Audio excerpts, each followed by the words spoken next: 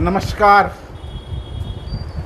आज मैं जो ये टोपी पहना हूँ, इस टोपी की कहानी बताने के लिए आप सबके बीच उपस्थित हुआ हूँ। कुल्लभी, जो लोग कुल्लू मनाली घूमने जाते हैं उन्होंने देखा होगा, इसको हिमाचली टोपी भी कहा जाता है। हिमाचल प्रदेश में घूमने आए पर्यटक पूछते हैं कि कुल्लू की कौन सी चीज़ प्रसिद्ध है, तो इस प्रदेश के लोग बताते हैं कि सर हमारे यहाँ कुल्लवी कैप जो है, कुल्लवी कैप, कुल्लवी टोपी, जिसे हिमाचली टोपी भी कहा जाता है, हिमाचल में बनी हमारी यह टोपी पूरे विश्व में विख्यात है। और आज तो भारत में, विशेष रूप से मैं उत्तर भारत की बात करूं तो उत्तर भारत में जिनके भी सिर के बाल उड़ गए वो सभी इस टोपी को पहन रहे हैं। और इस समय यह टोपी, जब से ये मोदी जी की सरकार आई है तो इनके सारे मिनिस्टर, मोदी जी खुद इस टोपी को पहनते हैं और इस टोपी की बहुत बिक्री भी बढ़ गई है।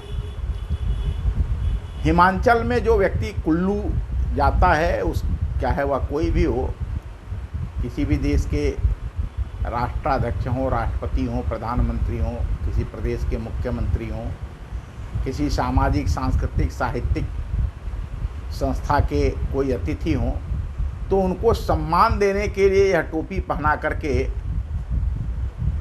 कुल्लू वाले, हिमाचल वाले सम्मान करते हैं।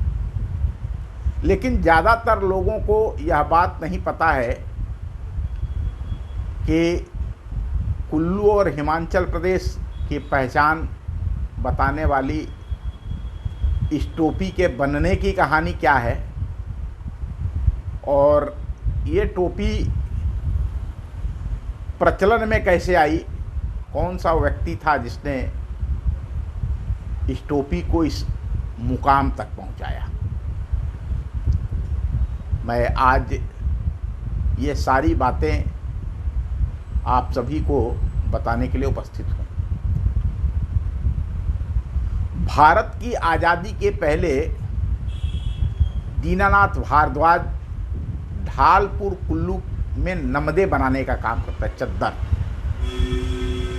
या हिमाचल की बहुत प्रसिद्ध चद्दर है, शॉल जिसको बोल सकते हैं आप, शॉल। ये नमदे बनाने की दुकान करते थे।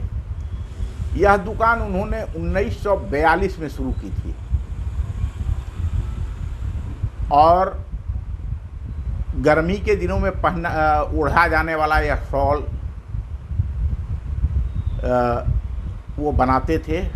1962 में तक वह इसी व्यवसाय से जुड़े रहे और इसी दुकान में भारद्वाज अपने कारीगरों के साथ ये टोपियाँ भी सिलाया करते थे। बहुत ही परिश्रमी और प्रखर बुद्धि के व्यक्ति थे दीनानाथ भारद्वाज जी, और यह निमदे बनाने में बहुत कुशल भी थे। उनका बनाया गया निमदा उस समय 1940-60 के ज़माने में 9 से 10 रुपये में बिकता था। और ये निमदे अक्सर जो विदेशी होते थे या जो पर्यटक बाहर से आए होते थे, जो बहुत धनी मानी लोग होते थे, उस ज़माने में 10 रुपये की कीमत बहुत ज़्यादा थी, यही लोग खरीदा करते थे। एक बार इन्होंने किसी को एक निमदा बेचा और वह किसी त्रुटि के कारण, बुनावट में कोई त्रुटि रही होगी या कोई धागा कुछ ही रहा हो, वह निमदा वापस आ गया। अब दीनानाथ भारद्वाज जी ने अपना दिमाग चलाया कि भाई एक निमदा बनाने में तो बहुत समय लगता है और ये सारी मेहनत पर पानी हमारा फिर गया। तो उन्होंने इस निमदे के टुकड़े को काट करके, और उसमें ये जो सनील, निमदा का मतलब, मैं टोपी पहना हूँ आपको दिखाता हूँ, ये समझिए ये ऊनी निमदा है। जो निमदा भी बनता है इससे, ऊनी शॉल भी बनती है।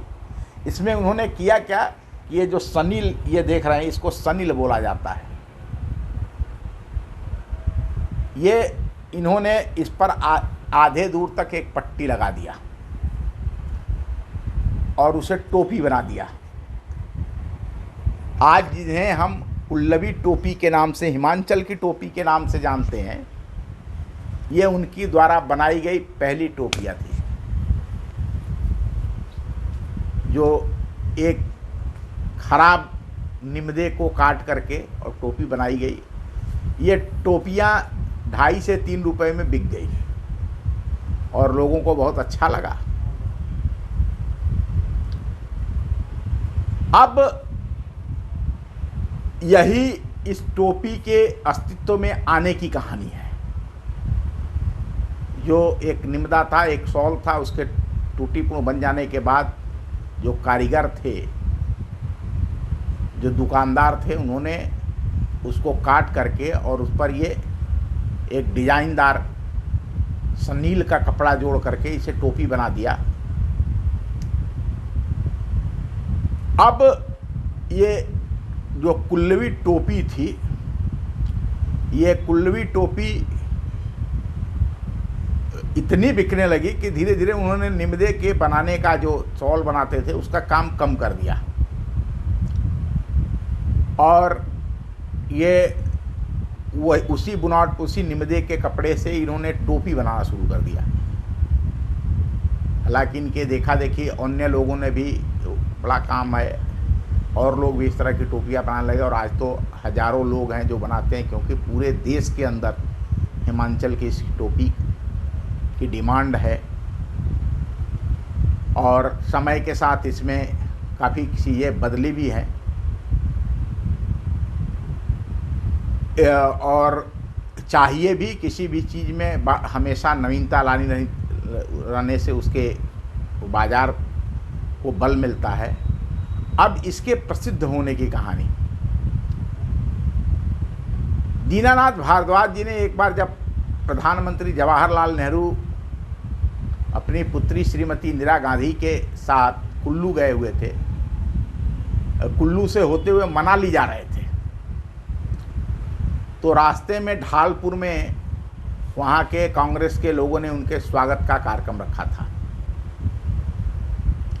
कुछ लोगों ने उनको हार पहनाए, कुछ लोगों ने और अन्य तरह के उपहार दिए, उनका स्वागत किया, कुछ लोगों ने निमदे दिए। लेकिन भारद्वाज जी ने उनको यह जो हिमाचल की उनकी बनाई कुल्लवी टोपी थी पहना करके सम्मानित किया था। इंदिरा जी को यह टोपी इतनी पसंद आई कि मनाली से वापस लौटते समय ये लोग कुल्लू में रुके और बहुत सारी टोपियाँ इंदिरा जी जो उनकी दुकान पर उपलब्ध थी, जो उनको पसंद आई, वो ले करके दिल्ली आई और उन्होंने, इन दोनों लोगों ने, जवाहरलाल नेहरू जी ने और इंदिरा जी ने, दीननाथ भारद्वाज जी की बहुत सराहना किया। ये एक प्रसिद्धि का बड़ा कारण है। आज हम सभी देख रहे हैं कि Modi ji local for vocal, vocal बनना, अपने इलाके की किसी वस्तु को प्रसिद्ध करने के लिए, आप देखेंगे मोदी जी नए नए शॉल, नए नए गमछे, नई टोपियाँ, और जो मोदी जी ने एक बार पहन लिया वो पूरे देश नहीं पूरी दुनिया में प्रसिद्ध हो गई। फिर उनकी मांग इतनी बढ़ जाती है कि कारीगर बना नहीं पाते। ये उस जमाने में जवाहरलाल नेहरू जी और इंदिरा जी के साथ हुआ। दीननाथ भारद्वाज जी ने ये प्रयास किया कि हमारे देश के प्रधानमंत्री आ रहे हैं तो उनको हम अपने हिमाचल की टोपी से स्वागत करेंगे, अपने बनाई कुल्लवी टोपी से स्वागत करेंगे। और फिर यह टोपी रातों रात देश के क्षितिज पर आ गई। अब इतने ही पर दीनानाथ भारद्वाज जी नहीं रुके। उन्होंने एक कुल्लू मनाली में फिल्म बनी बदनाम की शूटिंग चल रही थी। इस फिल्म की यूनिट के निर्देशक कुल्लू की इन टोपियों को देख करके बहुत प्रभावित हुए। तो उन्होंने कहा, भाई तुम्हारी टोपियों को पहना करके मैं कुछ फिल्मांकन करना चाहता हूँ। दीननाथ जी ने कहा कि इससे अच्छी बात क्या हो सकती है। फिर उन्होंने कुल्लवी टोपी पहना करके कई दृश्यों का फिल्मांकन किया। अब यह हिमाचल के उन खूबसूरत वादियों की, कुल्लू मनाली की खूबसूरत वादियों की पहचान बन गई। फिल्म आप समझते ही ये बड़ा फलक है, और उस पर वहाँ जो फिल्म में दिखने लगी चीज़, तो स्वाभाविक रूप से उसका बाजार बनेगा। इससे, इस फिल्म से, जो बदनाम फिल्म थी, इस फिल्म से इस कुल्लवी टोपी को, हिमाचल की टोपी को बहुत अधिक प्रसिद्धि प्राप्त हुई। अब कुल्लू की टोपी को तो अपनी पहचान मिल गई, लेकिन इस कुल्लू की टोपी को पहली बार बनाने वाले और इसे पहचान देने वाले श्री दीनानाथ भारद्वाज जी को बहुत कम लोग जानते हैं। अब वो हमारे बीच रहे भी नहीं। 27 मार्च 2003 को उनका निधन हो गया, लेकिन उनके द्वारा नमदे से बनाई गई यह टोपी उनको मरने नहीं देगी, उनके नाम को, उनकी याद को जिंदा रखेगी। बहुत बहुत धन्यवाद, नमस्कार। हमारा यह वीडियो अगर आपको पसंद आता है तो आप निश्चित रूप से इसे पसंद करिए, लाइक करिए और कमेंट बॉक्स में अपनी उपस्थिति दर्ज कराइए। धन्यवाद, नमस्कार।